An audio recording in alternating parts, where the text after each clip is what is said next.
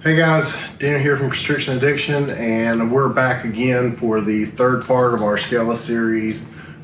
Today we're going to wrap up the topic on scaleless ball pythons, so let's go take a look.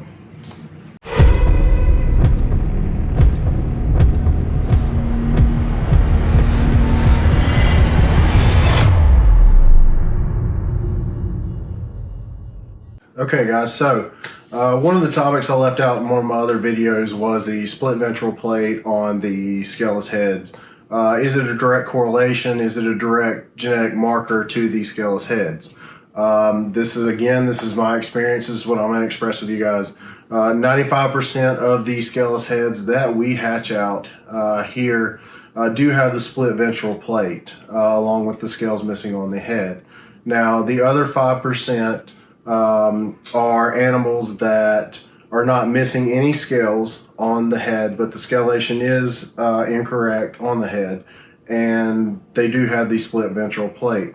The other 5% of these animals are animals that do have the scaleless head trait that do not have the split ventral plate.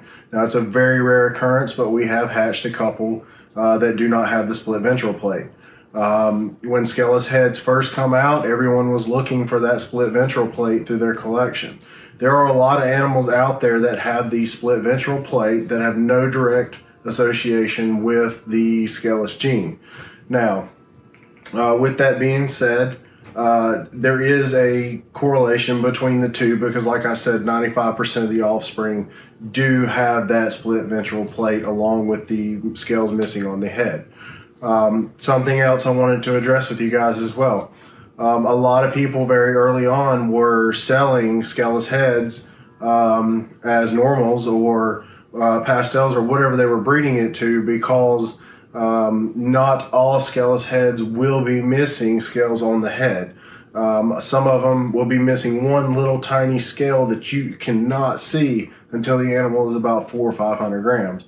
But if you take a magnifying glass, you can look at the head and you can see the scalation is actually incorrect from a normal ball python.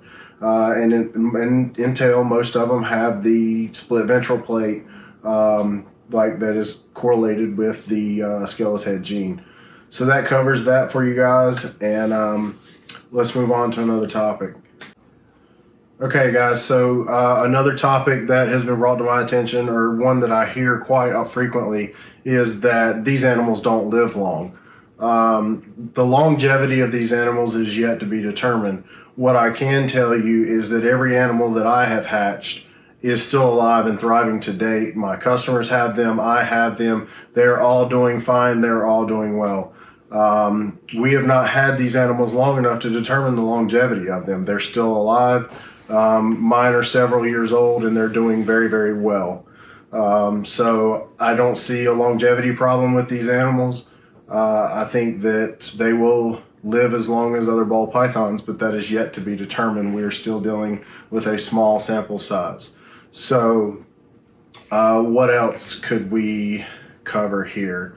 The other rumor that I heard was that the recent one that I heard was half of the offspring that you produce are not viable. They're deformed in the egg. They don't live. They don't make it out of the egg.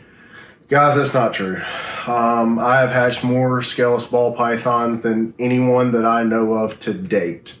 And everyone that I have hatched but two is still alive and thriving and doing well. Those two were from the same clutch. One was kinked from an incubation issue, and the other one just would not feed, okay? And we're talking about two scaleless ball pythons out of, I would say 30, 35 that I have hatched here, okay? So that is not true. If some of you guys are having trouble hatching these scaleless ball pythons, it could be a lot of different things from outcrossing to incubation temperatures. You just never know what's going on in somebody else's snake room. But I can tell you here, we have not had any trouble hatching scaleless ball pythons whatsoever. Okay guys, so here's what I'm going to do. I know I said this was going to be a 3-part series, but I feel like we have so much to discuss on these scaleless ball pythons, and I can't fit everything into 3 videos.